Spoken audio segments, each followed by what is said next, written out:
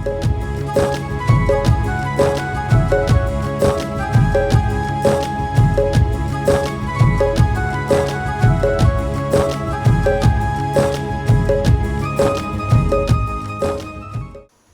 होता है तो मेरा पुद्गल हमेशा चमकता है, हमेशा मुस्कान रहती है। हमें दूसरों को देखकर क्रोध नहीं आता है, दूसरों को देखकर छल कपट नहीं आती है, दूसरों की माया पर हमें लालच नहीं आता है ना। अपनी माया देने में लोभ नहीं आता है, अपनी माया को सही स्थान लगाने में लोभ नहीं करना चाहिए, अपनी माया को गलत स्थान में लोभ करना चाहिए। जब क्षमा होती है तो अपनी वाणी से हमेशा सत्य बोलना चाहिए। सत्य एक बार बोला जाता है और झूठ कई बार बोलना पड़ता है। यदि तुमने एक झूठ बोल दिया तो उसके पीछे तुम्हें पूरा परकम्मा देना पड़ता है, पूरा चक्र घूमना पड़ता है झूठ सत्य के साबित के लिए। उस झूठ को चारों तरफ से घूमना पड़ता है। हो सकता है कि तुम्हारा झूठ पकड़ गया। बंधुओं, कितना प्रयास कर लो, तुमने कितने उपाय किए झूठ के बचने के लिए, झूठ से बचने के लिए, क्योंकि तुम झूठ बोल गए। यदि मैं आज झूठ नहीं बोलता तो मुझको इतनी परकम्मा देना पड़ती थी। समझो, जब भगवान के मैं परकम्मा लगाता हूँ, एक माला के 108 गुरिये के माला लगाता हूँ, 108, इनके 108 माने गुण होते हैं, उनका तुम परकम्मा लगाते हो, समझिए। इसलिए हमारा परकम्मा लगाने से हमारी क्या है, अंदर की जो हमारी कमियां हैं इस परकम्मा से हमेशा दूर हो जाती हैं और हम उनके शरण में लौट जाते हैं, अर्पित अपना शरीर उनको कर देते हैं। समझिए, इनका शरीर इनके शरीर पितृम के समक्ष अपना शरीर भी लौटा देते हैं। हमें अब आप कैसा शरीर चाहिए समझो।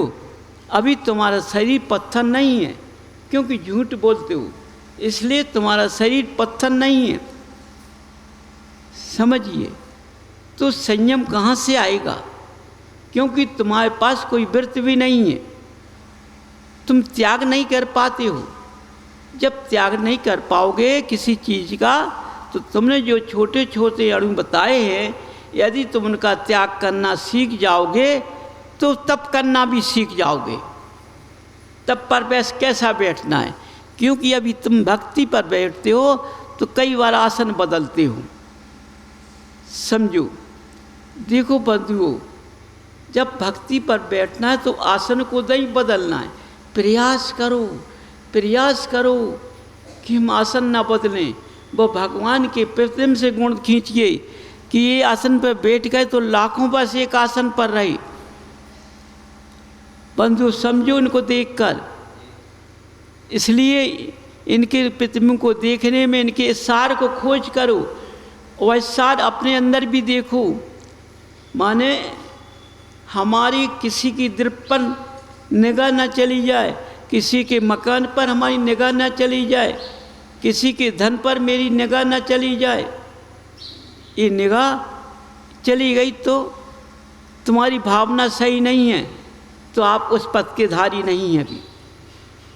समझिए, इसलिए बंधुओं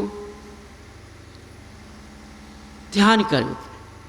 आज तुमने लाडू चढ़ाया है, देखो जब इन्होंने मनुष्य पर्याय में जांच किया, समझो इनने राज को से मोह नहीं किया, राज से लालच नहीं किया,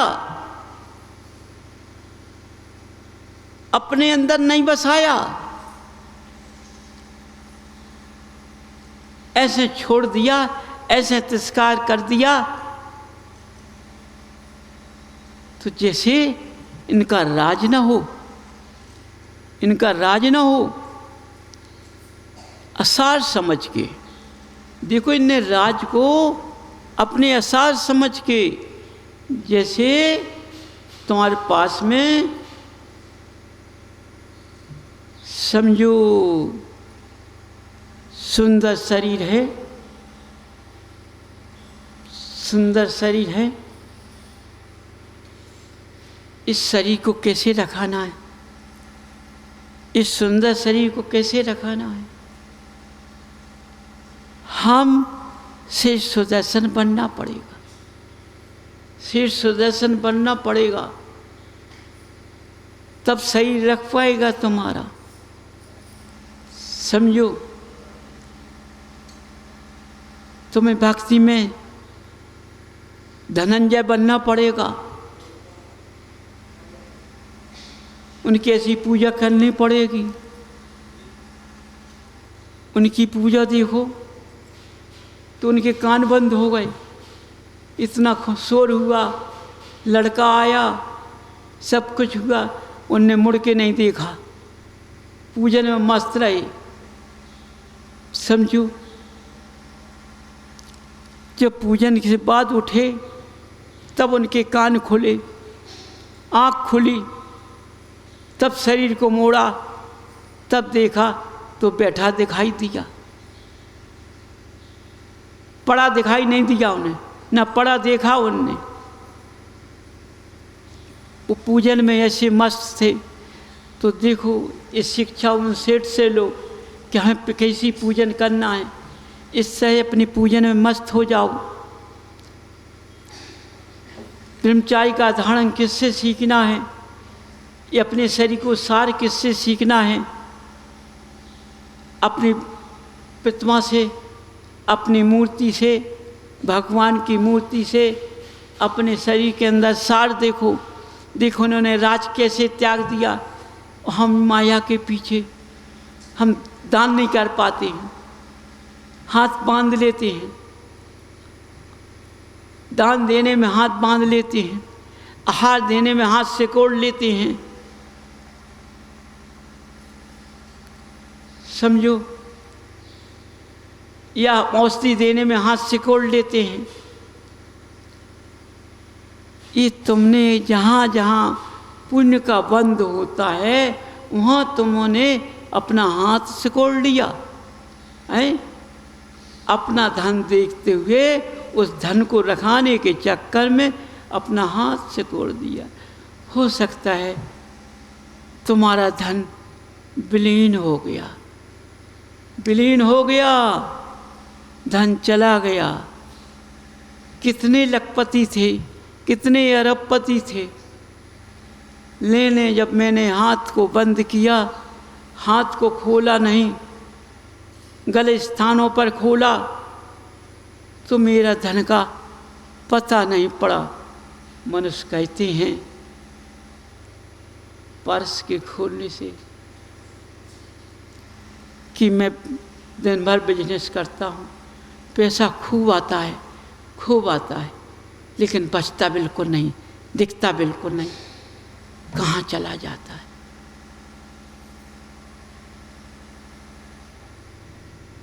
तो कहता है अपना ध्यान लगाओ, अपनी गलतियों पर ध्यान लगाओ, अपनी क्रिया पर ध्यान लगाओ।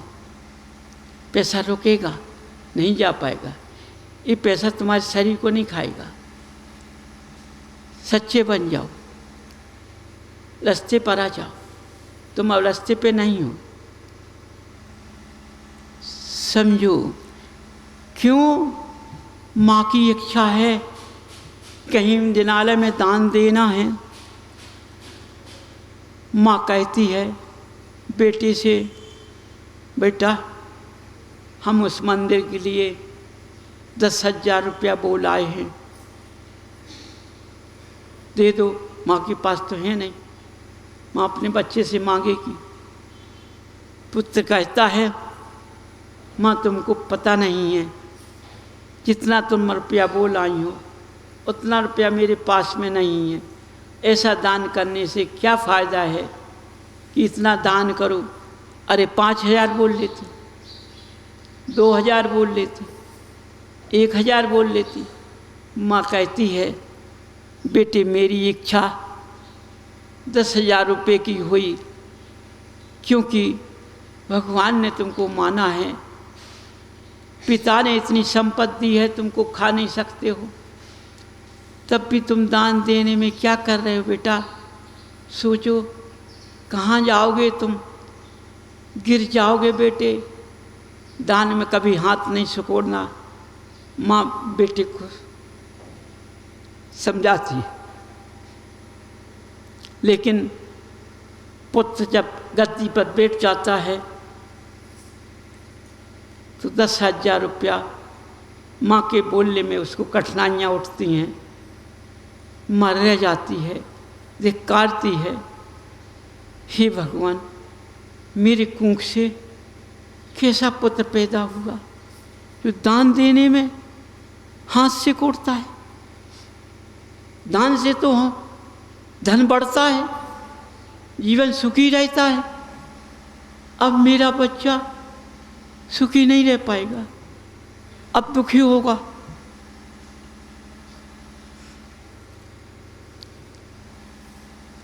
माँ विलाप करती, ठीक है बच्चा 10,000 रुपये दे देता है, समझिए, लेकिन उसकी भावना सही ना होने से उस पुत्र की संपत्ति का धीरे धीरे पता नहीं चला, कहाँ चली गई। न दान दिया, न खर्च किया, रखाए हुए था, लेकिन वो अपने आप कोठों से पता नहीं पड़ा कहाँ चली गई। जब उसने अपना धन का कोठा खोला तो खाली मिला, खाली मिला। सोने लगा,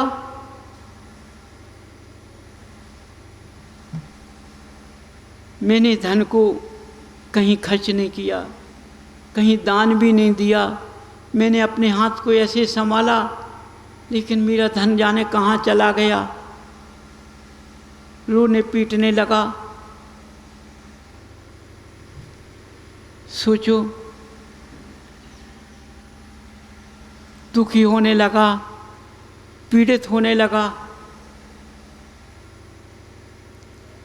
कि मेरा गया तो गया कहाँ। तब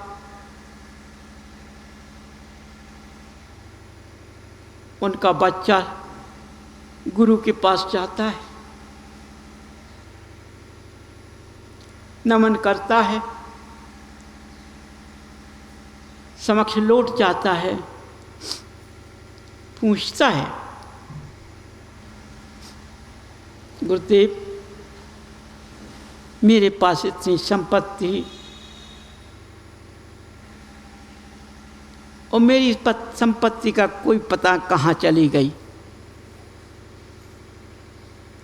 गुरुदेव हंसने लगते हैं, समझिए, गुरुदेव हंसने लगते हैं, हंसकर बोलते हैं, सेठ जी तुम्हारे पास अपार संपत्ति, लेकिन जिस माँ ने पैदा किया था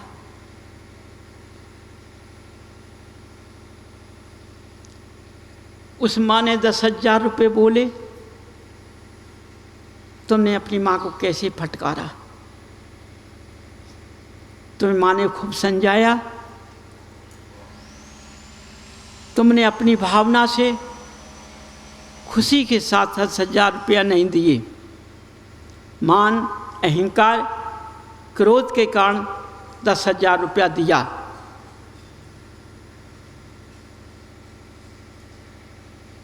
इसलिए वह संपत्ति तुम्हारे माँ पिता की धर्म की संपत्ति थी, काली संपत्ति नहीं थी, धर्म की संपत्ति थी। जब तेरे हाथ धर्म पर नहीं उठते हैं इसलिए उस संपत्ति बाहर निकल गई, क्योंकि ये हमको कुमार मार्ग पर चलने वाला सेठ का पुत्र हमको छूने ना पाए। उस संपत्ति ने अपने को छूने को रोक दिया, इसलिए वह विलीन हो गई, अब तेरे पास में नहीं है, अपने आप तेरी संपत्ति चली गई है। तू धर्म करता, धर्म रास्ते पर चलता तो ये संपत्ति रुकती। ये काली संपत्ति नहीं थी, ये मोक्ष की रास्ते की संपत्ति थी। समझो, ये धर्म स्थान पर संपत्ति लगती है। समझो, ये सत्य संयम की लक्ष्मी थी। इसलिए तेरा हाथ खोटा था, छूने लायक नहीं था, क्योंकि तूने क्रोध भावना अहंकार के कारण संपत्ति को छुआ है। उसी संपत्ति ने निर्णय कर लिया था, आज इनने क्रोध भावना से हमको छुआ है, हम आज के बाद इन्हें दिखाई नहीं देंगे, इसलिए वह संपत्ति विलीन हो गई। तुम छूने की कार्य नहीं रही। तुमने ताला कितना ही लगाया हो, लेकिन संपत्ति विलीन हो गई तुम्हारी। इसलिए देखो बंधुओं, अपने हाथ नाम से रोको, भावना से बढ़ाओ। समझो, यदि कुआं का पानी खींचता है रहे तो कभी खाली नहीं होता, भरता जाएगा। जितना तुम दान देते जाओगे, दान से तुम्हारी तिजोरी भरती रहेगी। गलत रास्तों पर जाने से तिजोरी कभी नहीं भरेगी। इसलिए बंधुओं, तुम जहाँ जहाँ देखते हो पैसा फेंकते हो, लेकिन धर्म स्थानों के स्थान पर जाकर नाम से पैसा फेंकते हो, लेकिन भावना से पैसा नहीं फेंकते हो। समझो, इसलिए तुम्हारी संपत्ति तुम्हारे शरीर में भी लगती है। बंधुओं, तुम्हारे अंदर का सार सही नहीं है, तुम्हारे अंदर सार नहीं है, सार में हो तुम।